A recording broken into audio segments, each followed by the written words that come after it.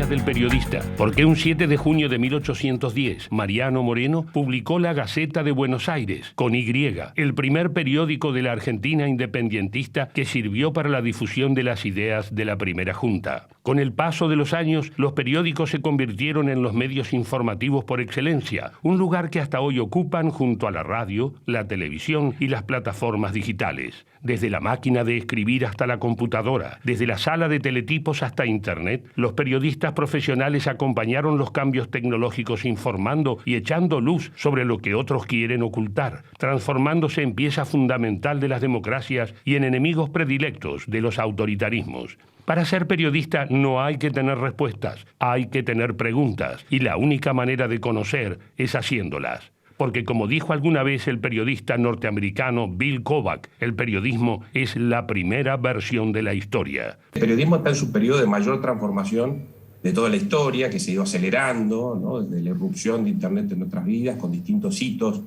como fue la presencia y el crecimiento de las grandes compañías tecnológicas, ¿no? Compañías como Facebook y Google hoy se llevan el 70% de toda la publicidad digital, ¿no? Que es un pedazo de la torta publicitaria general que crece a pasos agigantados. Y los cambios que introduce la revolución tecnológica en nuestras vidas, ¿no? La proliferación de las noticias falsas, la polarización de nuestras sociedades, ¿no? El problema con los derechos de autor. Bueno, hay toda una disputa allí entre los medios de comunicación y las tecnológicas, ciertos espacios de trabajo en común para resolver algunos de estos problemas, pero pujas también respecto de cuestiones de fondo, y hoy vemos cómo está en el tapete el rol que juegan muchas de ellas, el caso de Facebook, por ejemplo, sin dudas. Google también, ¿no? Entonces, ese es uno de los grandes temas de nuestro tiempo, que excede al periodismo, pero que para la prensa es un punto neurálgico a resolver, porque buena parte de su porvenir se juega allí, ¿no? La prensa escrita desciende sus ventas entre un 10-15% cada año de forma irremediable. Y es verdad que en la tele sigue habiendo muchos anuncios, pero las grandes empresas empiezan a dar cuenta que los más jóvenes no veis ya la televisión. Con lo cual, no hay dinero. ¿Esto qué quiere decir? ¿Hay futuro? ¿No hay futuro? Sí, hay futuro. Y además tiene el nombre de una palabra, Netflix. De repente hemos descubierto que somos capaces de pagar una pequeña cantidad de dinero por entretenimiento. Bueno, pues ese esquema vamos a ver cómo se va a trasladar dentro de muy poco tiempo a las grandes cabeceras de medios de comunicación.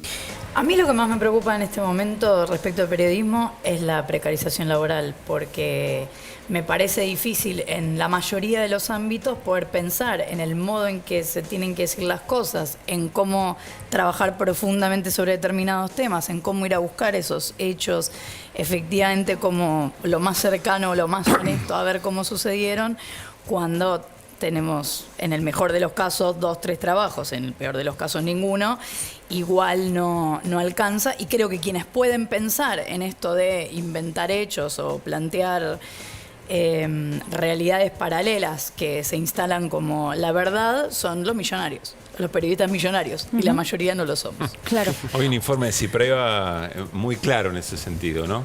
El 50% de los y las periodistas no llegan a la canasta básica general, y además, bueno, después necesitan por lo menos 2 trabajos o más para poder cumplir con eso. ¿Qué tal? Buenas noches, ¿cómo les va? Bienvenidos, esto es Redacción Abierta, estamos hasta las 21 por Canal 10, y como habrán visto en el informe inicial, vamos a hablar de eso, de nuestra profesión, del Día del Periodista.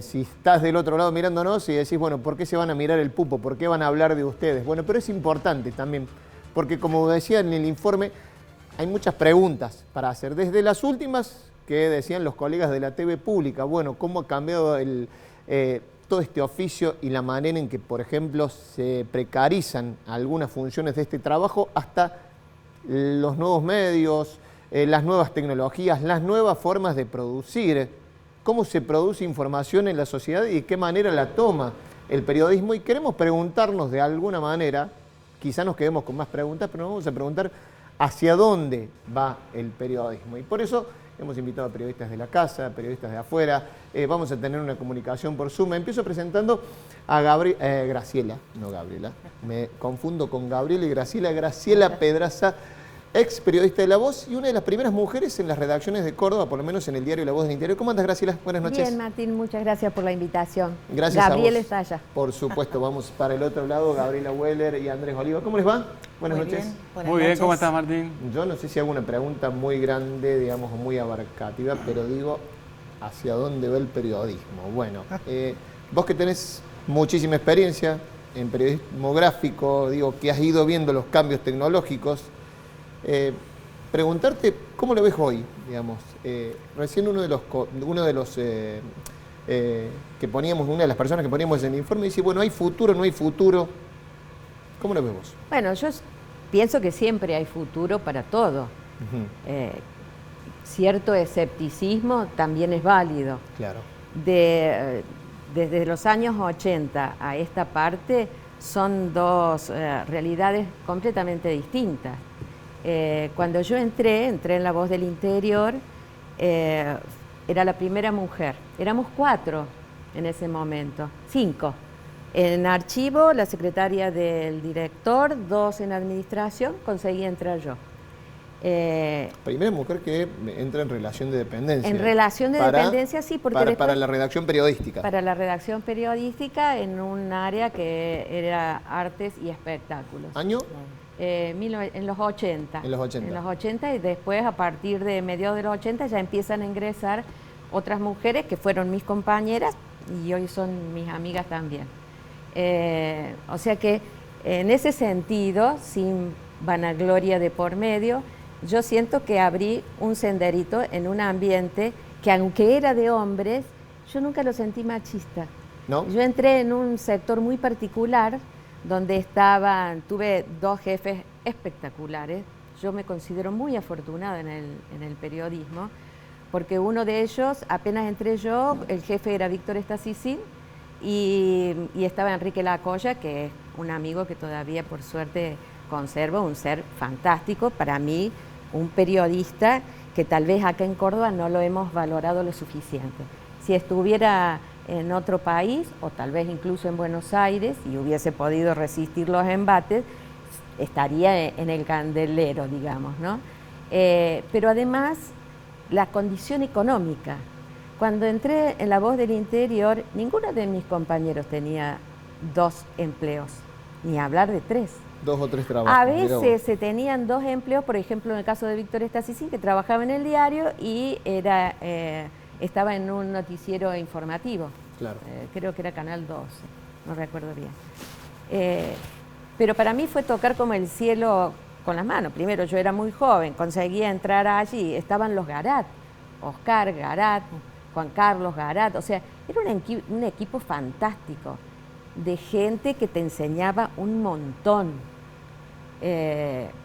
Bueno, y ya te digo, para mí las condiciones económicas han cambiado y mucho, ¿no? El rol del periodista. Claro. Han cambiado el rol. Para vos ahí hay una clave. Para mí hay una clave que es fundamental. La cuestión económica es fundamental. Es lo que escuchábamos recién. O sea, prácticamente el 50% de las y los periodistas están en el límite de la pobreza, si no están un poco por debajo. El 7% creo que está por debajo de la línea de pobreza. Y eso tiene que ver con entenderse como trabajadoras, que es lo que venimos hablando un poco. Exacto. En esta concientización, hablando de las paritarias de prensa, que creo que son las que menos se conocen, las que menos informamos, las paritarias de prensa. Bueno, ¿cómo lo ven ustedes, Gaby? Por donde quieras empezar. Sí, digamos, ¿no? son muy movilizadoras las palabras de Graciela. Yo tuve la suerte de compartir la cátedra, que en ese momento se llamaba Periodismo 1, era periodismo gráfico, con Cacho Garat, y lo que aprendí con él, creo que me ocurrió 1 o 2 veces más a lo largo de mi vida. Entonces, primero que nada, una cierta nostalgia de aquel periodismo gráfico, previo totalmente a la era digital, claro. Y es lo que algunos filósofos llaman precisamente la nostalgia analógica, ¿no? Pero bueno, estamos en nuestros días. Yo no tengo ninguna duda de que las condiciones de producción influyen en los mensajes que emitimos y, por supuesto, el salario y las condiciones de vida de las periodistas y los periodistas influyen en su quehacer. De la misma manera que influye, y eso es evidente, lo puede ver cualquiera, esta figura de los periodistas millonarios, ¿no? Como decía allí una de las compañeras que participaba del programa Desiguales. Así todo, me niego a tener una postura pesimista, pero no porque yo sea particularmente optimista, sino porque la historia nos ha enseñado que ni la fotografía mató a la pintura, ni la televisión mató al cine. Entonces no creo que el periodismo vaya a ser reemplazado por los buscadores, por decirlo muy rápidamente, ¿no? Meterme un poco en el campo de Andrés. Al mismo tiempo veo que la profesión periodística resiste, que no todo es la porquería que se pretende decir por allí, y que cuando hay buenas condiciones para trabajar y hay recursos, se puede desplegar la profesión como queremos. Cada vez más difícil, ¿no? Cada vez es más difícil, pero también, pero no solo por eso, digo, porque compite con lo otro que vos decías, ¿no? Sí, evidentemente estamos en un momento de convergencia, eso es innegable. No existe ya, incluso a mí me suena muy antiguo pensar en periodismo gráfico, periodismo televisivo, redes sociales, o sea, realmente ese momento de convergencia es innegable, puede significar cierta libertad para las audiencias y puede significar también una sobrecarga de trabajo para las trabajadoras y los trabajadores de prensa. En fin, ¿no? Estamos otra vez en esta cosa de apocalípticos e integrados que decía Eco. Así todo, para redondear la idea, me parece que los medios de comunicación, los medios públicos y los medios, como el caso del nuestro, universitario, interesados por una producción noticiosa de calidad, están asumiendo desafíos que, en mi opinión, implican que hay futuro y que vamos hacia algo mejor. El periodismo digital, el portal CBA24N, la introducción de la perspectiva de género y del enfoque de derechos, en fin, para mí son buenas noticias. Andrés, ya que entramos en tema, digamos, porque, a ver, cuento un poco, no hace falta que lo justifique. Andrés, periodista de la casa, pero también empezó en este medio como un especialista en redes sociales. Un poco combinas las dos cosas y por eso también quería tener tu mirada. Sí, coincido con Gabriela en una cuestión, ¿no? De dónde pararse para observar la realidad. Y tomo las palabras también de Humberto Eco, esto de no tener una mirada apocalíptica de que todo lo que se viene va a ser desastroso y es el fin del mundo o el fin del periodismo, ni tampoco una mirada ingenua o integradora de que esto va a ser todo color de rosa, y que en la década del 90, sobre todo con la irrupción de Internet, afloró muchísimo, y con la llegada de las redes sociales a principios del milenio también, de que con esto había un auge de la democracia, porque cada uno iba a poder hablar, expresarse, y habría mayor libertad de expresión. La cuestión es que ni muy muy ni tan tan. Por un lado, sin duda que con la irrupción de Internet y las redes sociales, la palabra está accesible a muchísima mayor cantidad de personas a lo que era antes, en la década de 60, 70, 80, cuando los periodistas éramos los que nos considerábamos los mediadores entre la realidad y la ciudadanía. Con la irrupción de Internet y las redes sociales, esto se ha corrido de foco y el polo central ya no está en los medios, sino que está en la gente, que tienen la capacidad de generar sus propios contenidos y transformarse también en comunicadores, en periodistas de algo que está ocurriendo en el momento, en el lugar, y que para nosotros pasa a ser una fuente de información sumamente sustancial para nuestra profesión. Y ahí vienen otros desafíos también muy interesantes de hacia dónde va nuestro oficio y nuestra profesión. Bueno, lo vamos a seguir hablando. Si me permite el dire, le voy a cambiar el orden, un poco la pauta que armamos, porque ya que venimos hablando de esto, cómo cambia la función del periodismo, le altero un poco. Darío Stanraiver, el filósofo, participando de uno de los programas de C5N, creo que hace una reflexión hacia dónde va el periodismo. Es el número 2. Lo vemos y lo charlamos por acá. Porque todavía no hay categorías para pensar una transformación importante que se está viviendo en el mundo del periodismo. O sea, hay muchos tweets con el hashtag el fin del periodismo, ¿no? Sí. recorren Twitter, digamos. Hay un cambio de paradigma. Todavía no tenemos idea hacia dónde va a ir. Ahora, nos cuesta muchísimo poder vislumbrar hacia qué lugar va el periodismo, ¿no? Lo que está claro es que seguimos exigiéndole al periodismo una función que ya no la tiene. Y más cuando los periodistas siguen mostrándose a sí mismos como personas que hablan en nombre de una objetividad cuando es claro que lo que están haciendo es otra cosa. Eso que hacen, yo no digo que esté bien o mal, digo, ahí hay una tensión que está buena ver. Hay algo que también yo veo y me preocupa, digamos, el rating no decide si alguien es corrupto. Lo define la justicia. Nosotros estamos viviendo tiempos donde parece que tener rating es como tener votos. Y el rating es, tener rating es gente que consume un producto. Bueno, deja algún que otro interrogante tirado al aire. Lo voy a sumar a esta mesa también a Francisco Panero, periodista de La Voz. ¿Cómo va? Bien, ¿Todo bien. Buenas noches. Tarde, pero bueno, por obligación. Bueno, pero llegaste. Espero me justifiquen. Totalmente, ningún problema. Bueno, recién Andrés decía, hay en la sociedad como que en las redes sociales y en un montón de gente que produce información, hay digamos, muchísimo insumo. Ahora cambia la función o el desafío del periodismo. Vos también venís de la gráfica, por decirlo, dura, sí, digamos, y pasaste por los diferentes cambios de los medios de comunicación. ¿Cómo lo ves vos, Pacho? Desde la máquina de escribir, que lo decimos, la máquina de escribir, digamos, Olivetti. En Alta Córdoba. La compartíamos. La cuartilla, etcétera. La impresión en caliente, después en frío, el tipeo de los tipeadores, era todo mucho más lento. Ahora no, directamente publicamos a la web nosotros mismos. Ayer el director en el brindis del 7 de junio nos dijo que de 15 años a esta parte ha habido una aceleración terrible de los procesos, que se pronosticaban que ahora en el 2022 se iban a lanzar los teléfonos inteligentes, se aceleró por completo.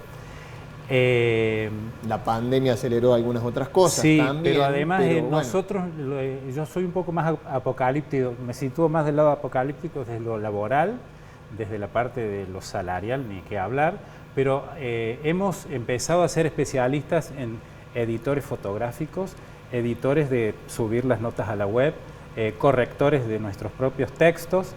Cada vez hacemos más funciones en lugar de escribir nuestra propia nota e ir a hacerla y volver y escribirla, como era antes.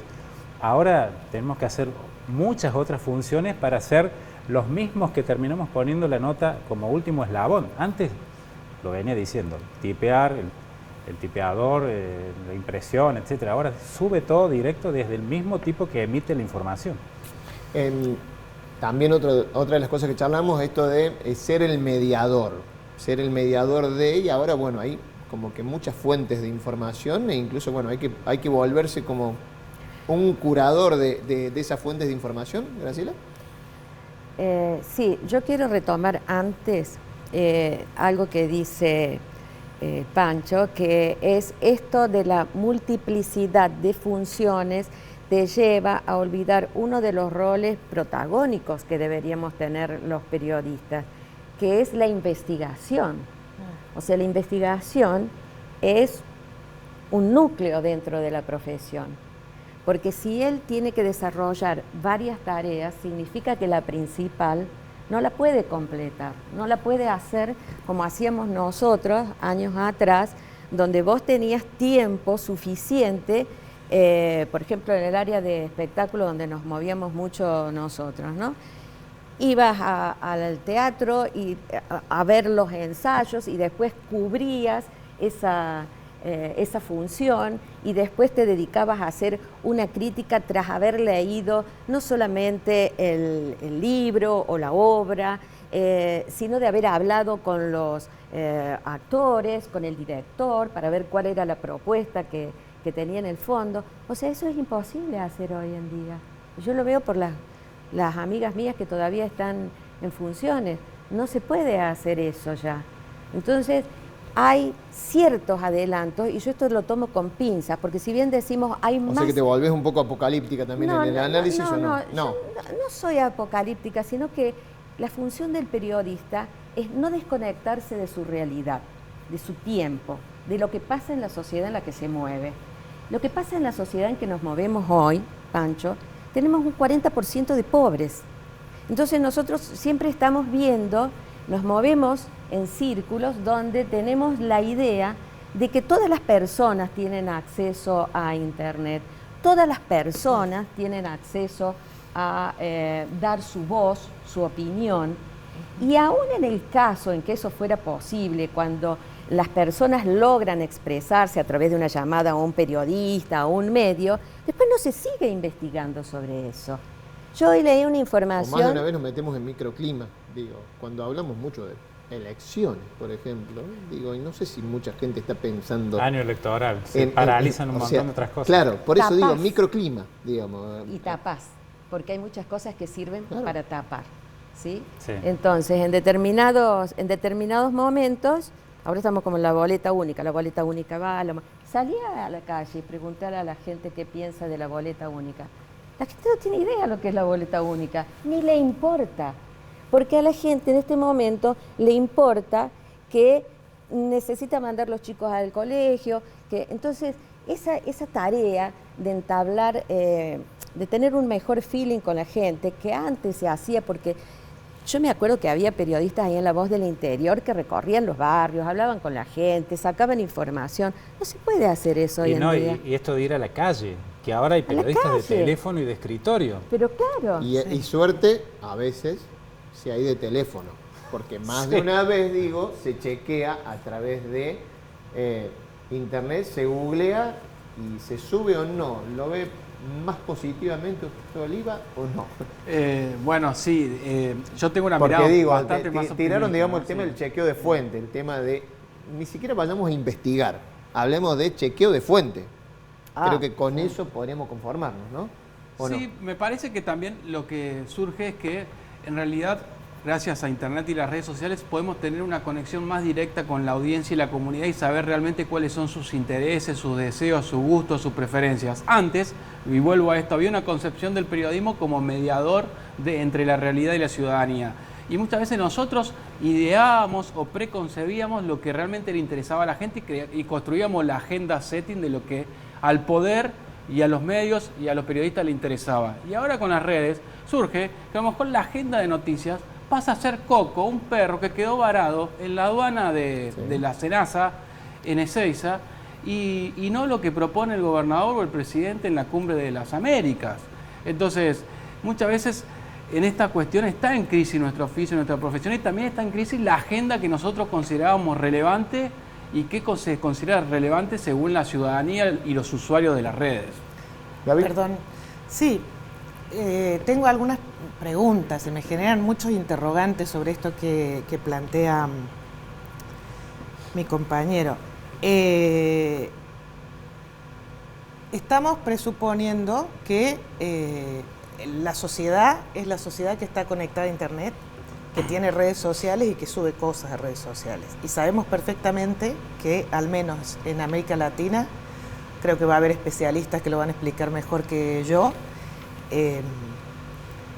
para ser optimistas es 50 y 50, quién tiene redes y quién tiene acceso a Internet. Entonces, la famosa palabra de concentración no es solamente la concentración de la propiedad de los medios, sino también la concentración en cuanto al tener o no tener Internet, acceso a Internet, y dónde están ubicados los medios de comunicación, los importantes, ¿no? Hay también una concentración geográfica, territorial. Sí. Entonces, para un periodista que supone que hay una conversación con la sociedad y resulta que ya la sociedad es la mitad, porque no toda tiene acceso a Internet y a las redes sociales. Y además la sociedad es la de Córdoba capital y la de Río Cuarto, no es la de toda la provincia o la de todo el país. Entonces creo que por lo menos tenemos que preguntarnos cuál es el modelo de sociedad que tenemos en la cabeza al que nos estamos dirigiendo. ¿A quién le hablamos? Sí. Aún así, yo creo que las herramientas tradicionales de lo que se llama el periodismo tradicional, como es chequear las fuentes, a mí me lo enseñaron y me quedó grabado a fuego, 3 fuentes, para saber que tiene verosimilitud. Por lo menos. 3 fuentes sí, por lo menos. Con 3 podemos darle verosimilitud y haciendo un trabajo serio. Porque claro, si yo busco las 3 fuentes en la misma esquina de Córdoba, pues, claro, en fin. Creo que esas herramientas tradicionales de la pluralidad de fuentes, del chequeo, de la rigurosidad y del interés público, la concepción del interés público de la información. Creo que tenemos suficiente formación para poder distinguir entre lo novedoso, curioso, como puede ser Coco, que además en las redes sociales obviamente explota, es una historia ideal para redes sociales, y lo que consideramos de interés público. Exacto. Hemos sido formados para eso. Y posiblemente pero muchas veces hay que bajarlo a tierra, Gaby. Sí. Como vos decís, digamos, hemos sido formados para eso, pero bueno, parece que habría veces que parece que no. Pasa que también cómo la ciudadanía va a confiar en nosotros los periodistas si actuamos peor que un usuario de redes sociales. Si un Ministerio de Desarrollo Productivo transmite una información en off por una cadena de WhatsApp y los periodistas y los medios serios de Buenos Aires lo reproducen y lo publican sin chequear las 3 fuentes, lo publican automáticamente a esa información en off como una denuncia casi de corrupción, entonces es muy difícil de ese modo porque los periodistas nos sumergimos en el barro de lo que ocurre en las redes en vez de tratar de diferenciarnos, tomar lo mejor de lo que ocurre en las redes, en internet, en las distintas plataformas, pero sabiendo que nosotros tenemos una responsabilidad diferente. En eso sí coincide una rigurosidad, una posibilidad de por lo menos tener 3 fuentes a la hora de publicar una información, sobre todo tan grave en determinados casos, ¿no? Déjenme un toquecito, me voy a hacer una pausa. Están buenos los interrogantes que vamos tirando. Que quédate ahí, sí. No pierdas la idea, pero nos vamos a hacer una pausa cortita en Redacción Abierta y ya volvemos. Bueno.